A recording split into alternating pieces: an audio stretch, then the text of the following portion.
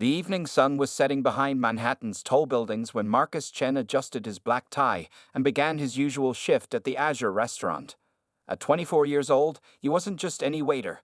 He was known for his warm smile and ability to handle difficult situations with ease. The fancy restaurant, with its blue-tinted windows and crystal chandeliers, was busy as usual with wealthy customers enjoying their expensive meals. Marcus had been working at Azure for 2 years, saving money to pay for his culinary management degree.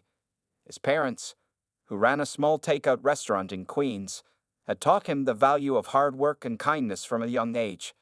These lessons would soon be put to an unexpected test. Around 7:30 p.m., while carrying a tray of champagne glasses to table 12, Marcus noticed something unusual through the restaurant's front windows. A tall, teenage boy was trying to walk quickly down the street, his head down and shoulders hunched. 3 men with cameras were following him, shouting questions and taking pictures. The boy's face showed worry and discomfort, even though he tried to hide it under a baseball cap.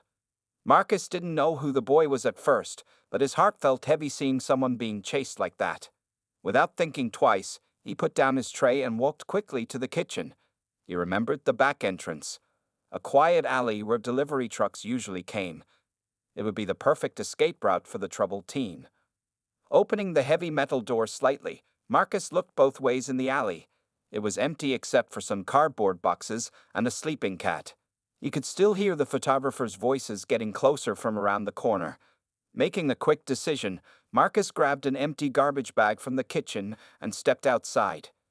Just as the boy was about to pass the alley, Marcus called out in a low voice, "Hey, over here."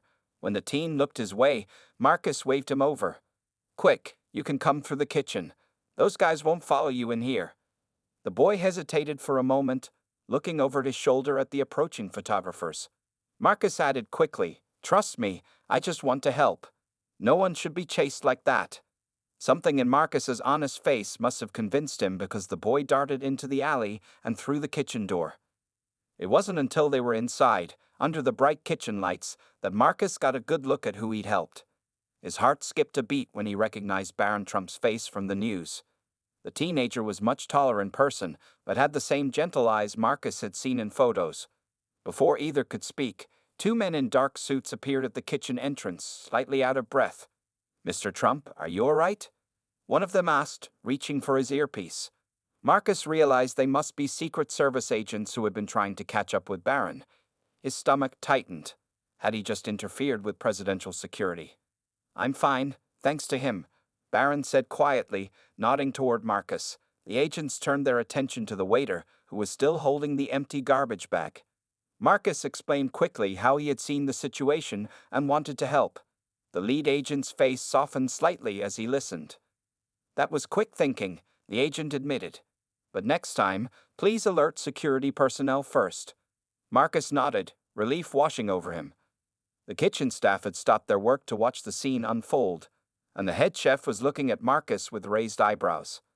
As the agents began arranging for Barron to be escorted to his intended destination, the teenager turned to Marcus. "Thank you," he said sincerely. "Those photographers have been following me since I left school. I just wanted to grab dinner in peace." Marcus smiled warmly.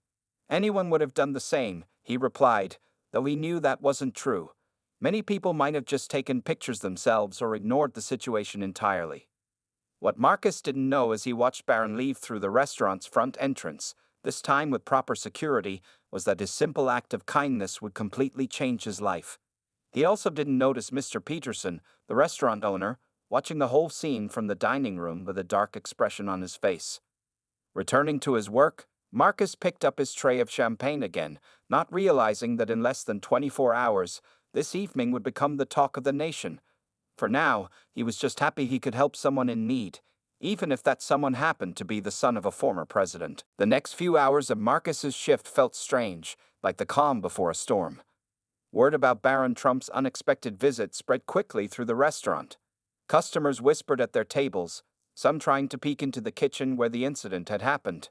The other waiters kept giving Marcus curious looks, but he focused on his work, trying to act like it was just another normal evening. Around closing time, Marcus was wiping down tables when Sarah, one of the hostesses, rushed over with her phone in hand. "Marcus, you're all over social media," she exclaimed, showing him her screen. Someone had recorded the moment when Barron and his security detail left through the front entrance. The video showed Marcus in the background, and people were already calling him the hero waiter in the comments. Marcus felt his face grow warm. He hadn't helped Barron for attention. He had just done what felt right. But now the video was spreading fast, with thousands of shares and comments. Some people praised him for protecting a teenager from aggressive paparazzi, while others criticized him for interfering with the photographer's work. Just then, Mr. Peterson, the restaurant owner, emerged from his office. His face was red, and his usual neat appearance seemed ruffled. He had spent the last hour on the phone, dealing with calls from reporters and his lawyers. "Chen," he barked, "in my office now." Marcus's stomach dropped as he followed his boss. The owner's office was small but expensive-looking, with photos of him posing with famous customers covering one wall. Mr. Peterson sat behind his desk, his fingers drumming against the polished wood. "Do you understand what you've done?" Mr. Peterson asked, his voice tight with anger. "You let an unauthorized person through our kitchen entrance. Do you know how many health and safety rules you broke? Not to mention the security risks." Marcus tried to explain, "Sir, I was just trying to help the paparazzi wear." "I don't care if it was the Pope himself." Mr. Peterson cut him off. "We have strict protocols here at Azure. What if something had happened to the former president's son in our restaurant? Do you know how many lawyers would be breathing down our necks right now?" As if on cue, the phone on Mr. Peterson's desk rang again. He answered it sharply, and Marcus could hear a loud voice on the other end asking for comments about the Trump incident. Mr. Peterson slammed the phone down, looking even more frustrated. "Sir," Marcus said quietly, "the Secret Service agents themselves said I did the right thing. They thanked me for." "The Secret Service?" Mr. Peterson laughed without humor. "They're not the ones who could get sued if something went wrong. Do you know how many rich and famous people eat here?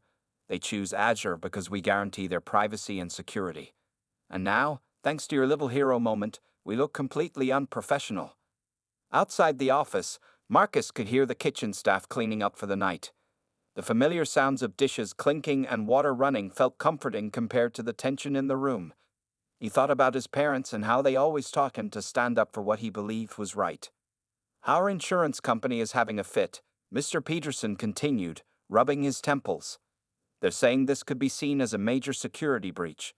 Not to mention the health department might want to investigate unauthorized access to our kitchen." He looked at Marcus with cold eyes. "We can't afford this kind of liability." Marcus felt his throat tighten. He knew what was coming next. "You've left me no choice," Mr. Peterson said, pulling out a paper from his desk drawer. "We have to terminate your employment, effective immediately.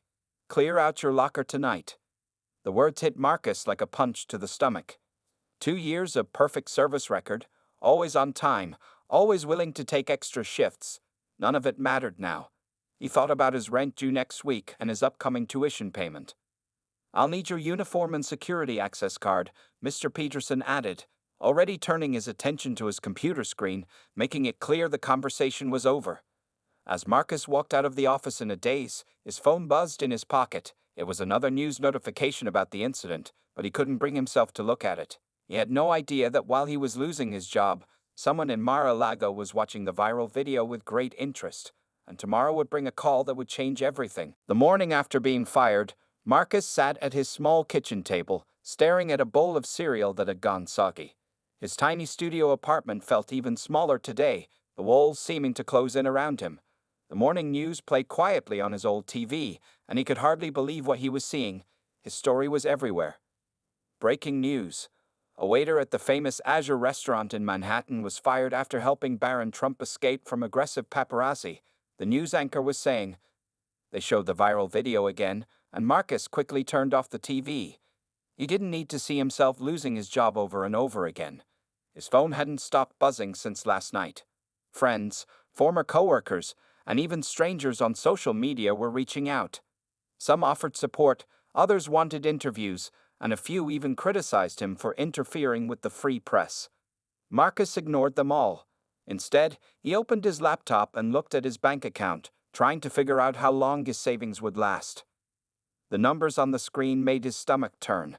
Rent in New York was expensive, and his next tuition payment was due in 3 weeks.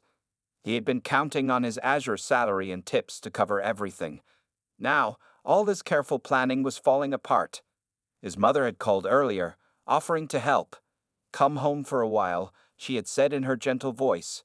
The takeout restaurant could use an extra pair of hands.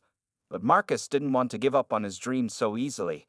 He had worked too hard to get into the culinary management program. Around noon, his phone rang again. This time it was Lai Wei, his old friend who worked at another restaurant nearby. "Marcus, you won't believe what's happening at Azure," Li Wei said excitedly. "There's a crowd of protesters outside." Marcus quickly went to his window.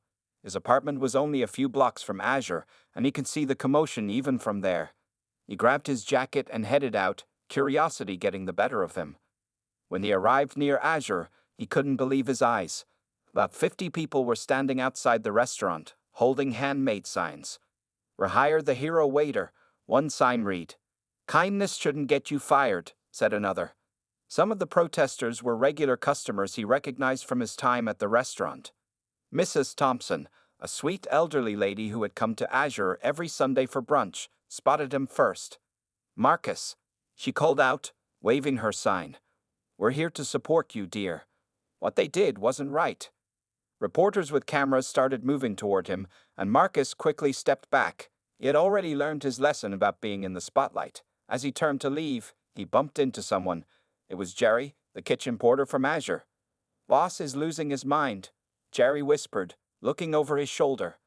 "We've had hundreds of cancellations since last night. People are angry. Even the regulars are saying they won't come back until they make things right with you." Marcus felt strange hearing this. He didn't want the restaurant to suffer. He had loved working there, and many of his former coworkers were his friends. "Tell everyone I'm okay," he told Jerry. "They don't need to do this." But the protests continued to grow. Social media was full of people sharing the Azure restaurant's contact information, encouraging others to complain. #Justice for Marcus was trending on Twitter. Even some celebrities were tweeting about it, saying they would never eat at Azure again. Back in his apartment, Marcus tried to focus on job hunting. He updated his resume, trying to figure out how to explain his sudden departure from Azure without making it sound bad. But every few minutes, his thoughts went back to Barron Trump. Had the teenager made it safely to wherever he was going? Did he even know that Marcus had lost his job for helping him? As the sun began to set, Marcus ordered cheap Chinese food from the place down the street, a far cry from the fancy meals he used to serve at Azure. He was just about to take his first bite when his phone lit up with an unknown Florida number. Little did Marcus know that this call would be the beginning of something much bigger than a lost job or a viral video. On the other end of the line was someone who believed that no good deed should go unrewarded. And they were about to prove it in a way that would change Marcus's life forever. Marcus stared at his phone as it continued to ring, the unknown Florida number glowing on the screen. After a day of avoiding calls from reporters, he almost didn't answer this one. But something told him this call was different. "Hello," Marcus said cautiously, his Chinese takeout getting cold on the coffee table. "Is this Marcus Chen?" A familiar voice asked. Marcus nearly dropped his phone. He knew that voice. Everyone knew that voice. It was Donald Trump. Yes, this is Marcus," he managed to say, his heart beating faster. He stood up from his couch, as if he needed to show respect even over the phone. "Marcus, this is Donald Trump," the voice continued. "I heard about what you did for my son Barron yesterday. He told me everything." There was a warmth in Trump's voice that Marcus hadn't expected.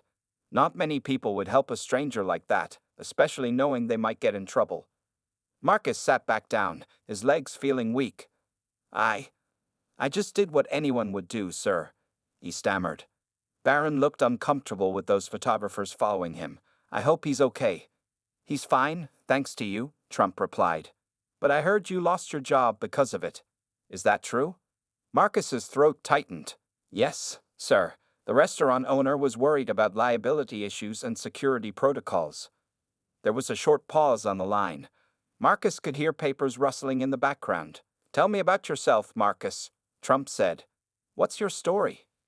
Over the next few minutes, Marcus found himself telling the former president everything. He talked about his parents' small takeout restaurant in Queens, his dreams of getting a culinary management degree, and his 2 years of working at Azure. Trump listened carefully, occasionally asking questions about Marcus's experience and goals. Your parents must be proud, Trump commented. They taught you good values. That's important in this business, in any business, really. Thank you, sir, Marcus replied, still amazed that this conversation was really happening. Through his apartment window, he can see the lights of Manhattan twinkling in the evening darkness.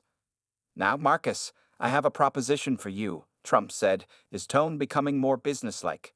How would you feel about coming to work at Mar-a-Lago? We could use someone with your experience and, more importantly, your character. Marcus's mouth fell open. Mar-a-Lago, Trump's luxury resort in Palm Beach, Florida.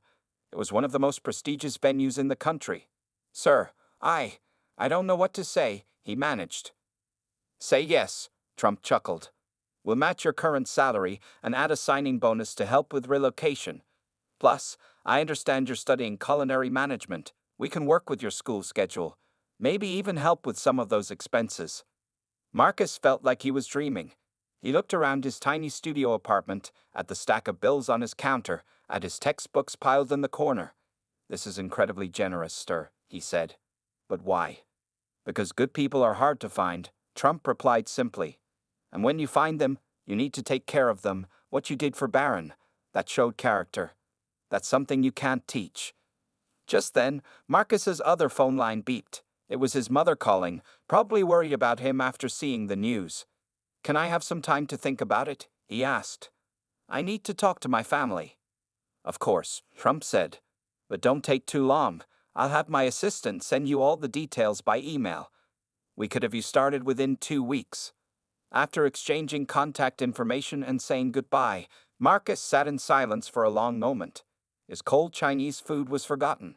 His phone buzzed again, his mother calling back, but he needed a minute to process what had just happened. Looking out at the city lights, Marcus thought about how much his life had changed in just 2 days. Yesterday morning, he had been a simple waiter in Manhattan. Now he had a chance to work at one of the most famous resorts in America. As he finally picked up his phone to call his mother, Marcus remembered something his father always said. Life is like working in a restaurant. You never know what's going to come through the door next. He smiled, thinking how true those words had turned out to be. The next morning, Marcus woke up to find an email from Mar-a-Lago's HR department, just as Trump had promised. His hands shook slightly as he opened it on his laptop. The offer letter attached to the email made his eyes grow wide.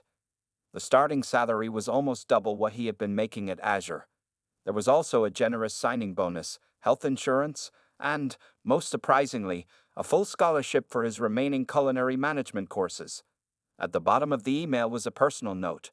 We look forward to having you join the Mar-a-Lago family. DJT.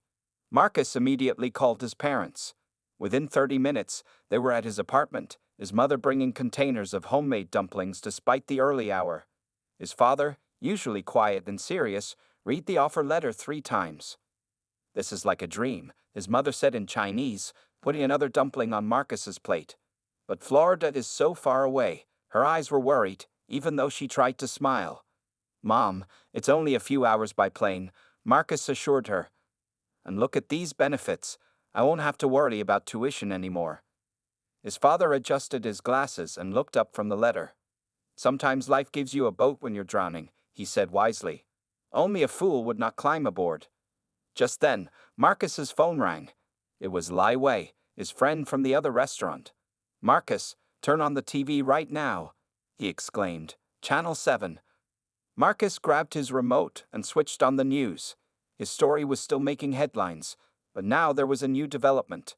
The news anchor was talking about how several other high-profile restaurants had offered him jobs after hearing about his firing.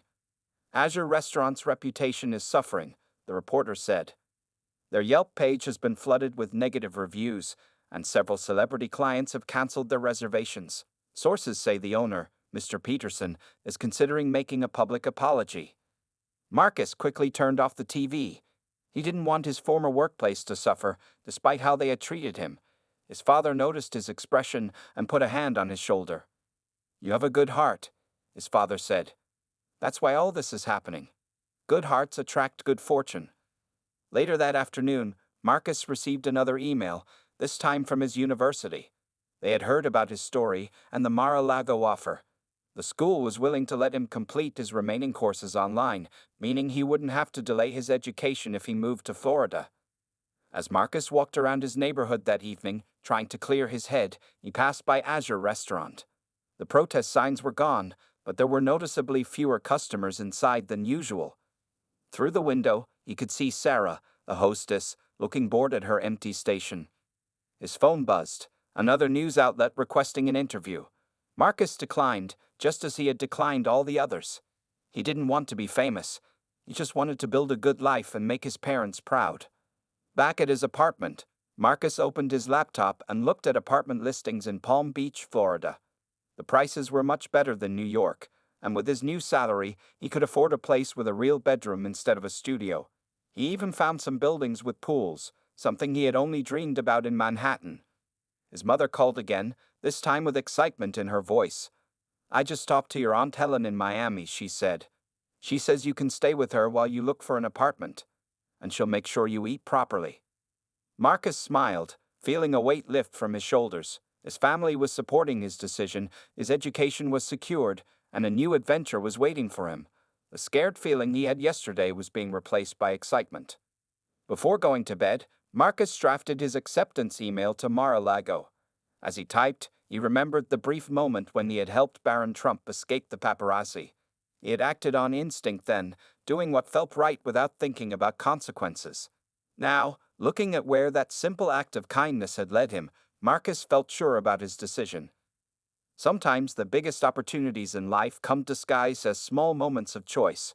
Marcus had chosen kindness, and kindness had chosen to reward him in return. The week after accepting the Mar-a-Lago offer flew by in a blur of activity. Marcus's tiny studio apartment, which had seemed so empty just days ago, was now full of moving boxes and the sound of packing tape being pulled from its roll. His mother came by every day, bringing more food than he could eat and trying to hide her tears behind her smile. "Have you checked the weather in Florida?" she asked, folding his shirts with careful hands. "They have hurricanes there, you know." Her voice trembled slightly as she placed the folded clothes into a box. "Mom, Palm Beach is very safe," Marcus assured her, though he had spent the last few nights reading everything he could about Florida living. "And Aunt Helen says the apartment complex she found for me is on high ground." His phone buzzed again. It was another message from Mr. Peterson, the owner of Azure Restaurant. This was his third attempt to contact Marcus since the news about the Mar-a-Lago offer went public. The restaurant's business had dropped significantly, and they were now offering him his job back with a raise. Marcus left the message unanswered, just like the others. That evening, his friends from culinary school threw him a surprise goodbye party at Lai Wei's apartment. They ordered pizza from their favorite local place and shared stories about their time together in New York. Sarah, a hostess from Azure, came by with news that several other staff members had quit in protest of Marcus's firing. "You started a revolution," she joked, but Marcus felt a twinge of guilt. He never wanted to cause problems for his former coworkers. As the party went on, Marcus stepped out onto Lai Wei's small balcony for some fresh air. The New York skyline sparkled before him, the city lights twinkling like stars. This had been his home all his life. The crowded streets, the loud subway trains, the smell of food from 100 different cultures mixing in the air. Could he really leave it all behind? His phone lit up with a text from Aunt Helen in Miami. "Found a perfect apartment for you. 2 bedrooms, pool access, and only 15 minutes from Mar-a-Lago. The landlord will hold it for you until next week. Call me." Marcus smiled, feeling a surge of excitement cut through his doubts. 2 bedrooms, he could have a proper home office for his online studies. And a pool. That was something he'd only dreamed about in New York. Back inside the party, his friends were planning their first visit to Florida. "Will come during winter," Lai Wei declared. "When it's freezing here and perfect there." Everyone laughed, already thinking about escaping the harsh New York winter for Florida's warm beaches. The next morning, Marcus went to his parents' takeout restaurant one last time before the move. The tiny place was filled with regular customers who had heard he was leaving. Old Mrs. Jean, who had been ordering the same dumpling soup every week for years, pressed a red envelope into his hands for good luck. His father was unusually quiet as he worked the wok, the flames reflecting in his glasses. But when the lunch rush ended, he pulled Marcus aside and pressed something into his hand, a small golden pendant. "Your grandfather wore this when he first came to America," his father said softly. "He always said it brought him luck in new places." Marcus felt tears forming in his eyes as he clutched the pendant. That night, alone in his half-packed apartment, Marcus finally opened his laptop and wrote a polite response to Mr. Peterson. He thanked him for the offer to return to Azure, but explained that he had to move forward with his life. As he typed, he realized he felt no anger anymore, only gratitude for the path that had led him here. Before going to bed, Marcus looked at his flight ticket to Florida one more time. In 3 days, he would start a new life.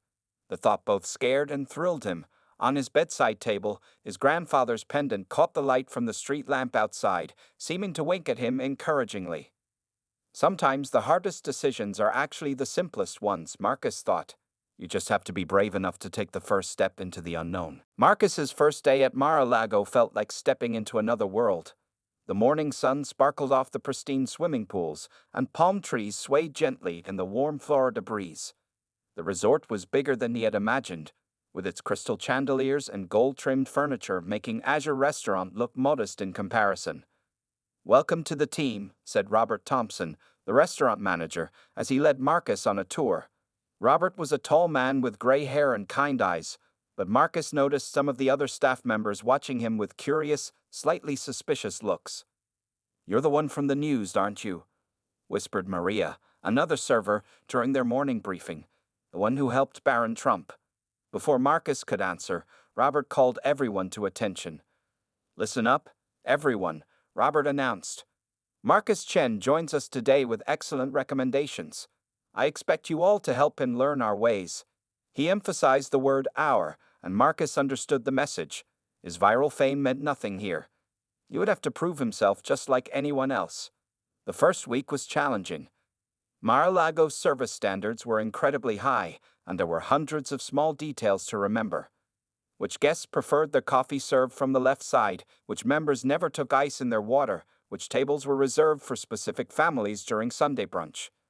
No, an older server named James corrected him on his third day. "Mrs. Henderson always has her napkin folded in thirds, not quarters." Marcus nodded, adding another note to the small notebook he carried everywhere. At night, Marcus would return to his new apartment, his feet aching but his mind still racing. The place was twice the size of his New York studio, with a small balcony overlooking a swimming pool. His mother called every evening, asking if he was eating properly and reminding him to wear sunscreen. "Some of the staff think I got this job just because of the video," Marcus confided to his father during one of their video calls. His father adjusted his glasses thoughtfully. "Then show them why you deserved it," his father replied simply. "Actions speak louder than viral videos." Taking his father's advice, Marcus started arriving an hour early each day to help the kitchen staff prep. He stayed late to learn the wine lists, studied the member profiles during his breaks, and volunteered for the shifts nobody wanted. Slowly, the suspicious looks began to change. "Hey, New York," Maria called out during a busy Saturday service. "Thanks for helping with my tables yesterday when I wasn't feeling well." She gave him a genuine smile, and Marcus felt a small victory. 2 weeks into his new job, something unexpected happened. Donald Trump himself came to the main dining room for dinner. The entire staff was nervous, but Trump walked straight to Marcus's section. "How's our new star employee doing?" Trump asked Robert loudly enough for everyone to hear. "I heard he's been impressive." "Yes, sir," Robert replied, looking slightly surprised. "Marcus has been an excellent addition to the team." Trump turned to Marcus with a knowing smile. "I told you good people are hard to find. Keep up the great work." He clasped Marcus's shoulder before moving to his usual table. After that night, things changed. The last traces of skepticism from his coworkers disappeared. Even James started asking for his help with the newer staff members. "You got a good eye for detail," the older server admitted. 1 month into his new life, Marcus stood on his balcony after a long shift, looking at the palm trees silhouetted against the sunset. His phone showed 3 missed calls from reporters still trying to get interviews about the hero waiter story, but that felt like a lifetime ago. His new uniform hung pressed and ready for tomorrow's shift. His online culinary management courses were going well, and he had already made friends with some of his classmates through video chat. On his bedside table, his grandfather's pendant sat next to a framed photo of his parents, reminding him of where he came from and where he was going. Sometimes the biggest changes in life, Marcus thought, remembering his father's words, come from the smallest moments of kindness. As the Florida stars began to appear in the darkening sky, he knew he had made the right choice. 6 months had passed since Marcus first stepped through the doors of Mar-a-Lago. The Florida summer was in full swing, and the morning sun cast a golden glow over the resort's perfectly manicured lawns. Marcus adjusted his new name badge, which now read Assistant Restaurant Manager, and smiled at his reflection in the lobby's grand mirror. The promotion had come as a surprise last week, though Robert insisted it shouldn't have been. "You've earned this," his mentor had said, handing him the badge. "In 6 months, you've done what most people take years to accomplish." Marcus's phone buzzed in his pocket. It was a message from Barron Trump, who had become an occasional texter since that fateful day in New York. "Saw the news about your promotion. Congratulations. Told you helping me escape those photographers would bring good karma." The story of the hero waiter had taken on a life of its own. A popular streaming service had even contacted him about making a short documentary, though Marcus politely declined. His viral fame had faded, but its impact continued to ripple through his life in unexpected ways. That morning, during the staff meeting, Marcus noticed a new face among the servers, a young woman who looked as nervous as he had felt on his first day. Her hands shook slightly as she took notes about the day's special events. "Jenny's just moved here from Chicago," Maria whispered to him. "Lost her last job for standing up to a customer who was harassing another guest. Reminded Mr. Trump of your story, so he hired her." Marcus felt a warm glow in his chest. His story hadn't just changed his own life. It was opening doors for others who chose to do the right thing, even when it was difficult.